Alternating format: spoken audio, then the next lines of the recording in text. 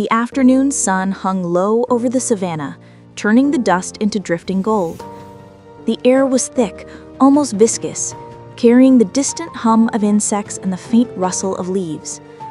Raj, a young guide, moved cautiously along the worn path, his eyes scanning every shadow, every flicker of movement.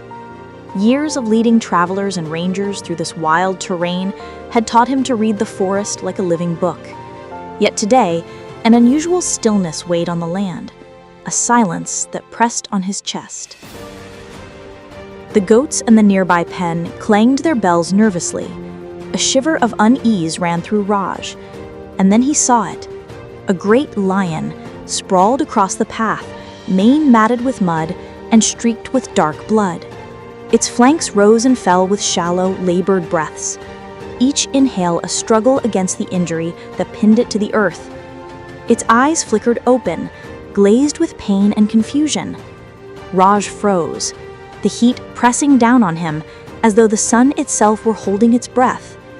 He knew what lions meant to the village: danger, fear, sometimes tragedy.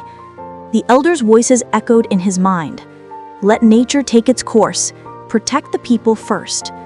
Yet standing there, the groans and gasps of the suffering animal struck something deeper in him, something sacred, a call to courage. He could not simply turn away. Raj edged closer, heart hammering, every sense alive. The smell hit him first: iron, sweat, dust, and the sour tang of blood. The lion stirred slightly, claws dragging shallow grooves into the dirt, but it did not rise. Children sometimes played near this path. If the animal regained strength, panic would erupt. Someone might call for spears or the old rifle the headmen kept hidden. The lion's pride might be nearby, alerted by the weakness of one of their own, and they would not linger near humans. Yet here it lay, between the human world and the wild. And the decision now rested solely on Raj's shoulders. He remembered his father's lessons: respect the land, respect its creatures, but protect your people first. His chest tightened. He could not allow children to stumble upon the beast, yet leaving it to suffer felt like abandoning something sacred. Slowly, he called 2 boys from the village to fetch the ranger post. Until they returned, it would be only him and the lion. Raj's hands trembled as he stripped branches from a mopane tree, crafting a crude barrier on the path. Flies buzzed around his face, sweat stinging his eyes, but he refused to leave the lion exposed. Each shift of the animal made him freeze. When a massive paw twitched in the dust, he caught his breath. The lion did not rise, yet the shallow, rapid rhythm of its chest told him time was slipping away. Infection would claim the beast before the wound itself, unless someone acted. Memories of his uncle's lessons resurfaced: how to remove a barbed thorn from a cow's hide. The principle was simple, yet the stakes were higher here. This was a lion, a predator capable of ending him in an instant. But as he watched the animal's chest heave, tongue lolling dryly, a strange calm settled over Raj. Fear could not dictate his action. He drew the small knife from his belt, meant for carving branches, and inched closer. The lion's ears flicked, its eyes, now dull but aware, met his. For a breath-long human and predator shared a gaze that held no threat, only a fragile thread of understanding. Raj swallowed hard and reached for the arrow embedded in its shoulder. His fingers brushed the wood. The lion exhaled a low, quivering rumble. Every muscle in Raj's body was taut, every heartbeat a drum in the still air. He pressed gently on the arrow, feeling the resistance. The lion flinched, its entire body shuddering. Raj instinctively raised the knife, ready to defend, yet the great cat made no move to strike. Slowly, carefully, he began to work the barbed shaft free. Dust exploded with each groan and tremor, flies scattering. The shaft splintered above the flesh. Raj widened the wound with precise cuts. Finally, with a final steady push, the barbed arrowhead came free. Blood gushed, soaking his hands, but the lion did not attack. It collapsed fully, eyes rolling back, body quivering from exhaustion.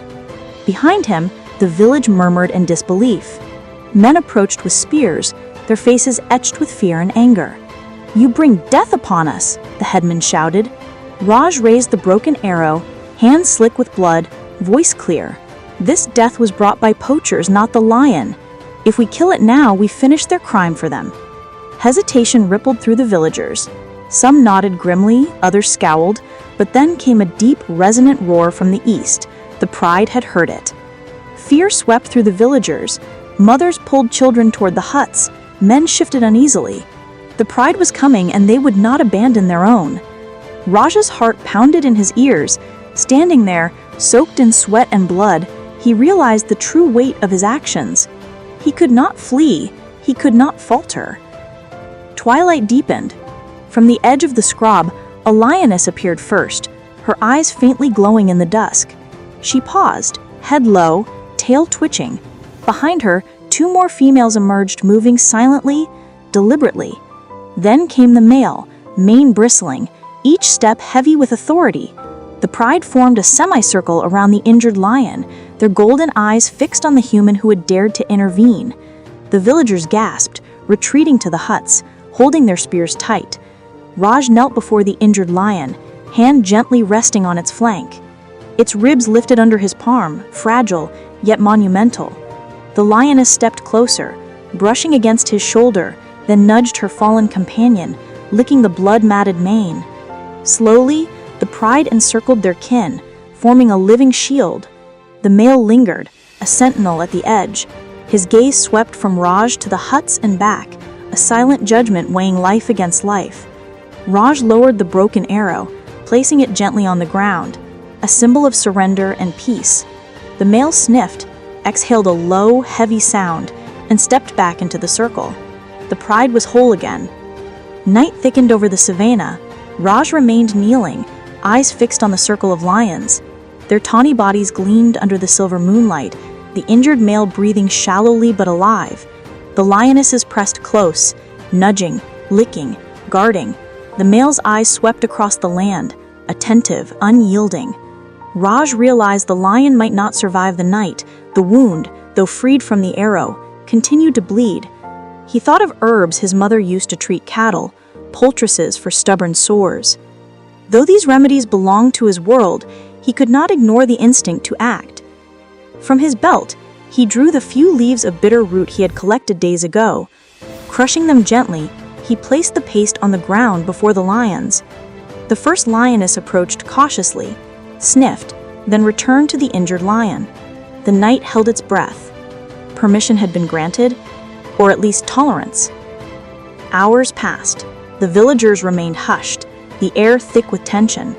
The pride raised their heads at distant roars, listening for kin calling from afar. Raj's knees ached, his back screamed, but he did not move. Each breath of the injured lion anchored the fragile connection between human and wild. Slowly, dawn approached. The injured lion attempted to rise, struggling, paws clawing at the earth, collapsing repeatedly. The lionesses circled tighter, urging him. The great male observed, golden eyes burning like coals, yet made no aggressive move. Raj's fingers trembled as he applied the bitter root paste. The scent spread, bridging worlds, a fragile promise of care. Finally, the lion's strength returned enough to lift itself fully. The pride gathered tightly around their recovered companion, forming a protective wall. The male returned to his sentinel position. Raj exhaled, realizing he had survived, not by luck, but by courage and respect. The villagers whispered in wonder.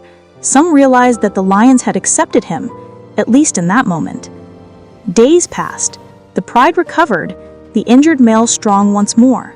The village adjusted their routine, cautious but respectful. Raj reflected on the lessons learned: courage, responsibility, empathy, and the delicate balance between human and wild.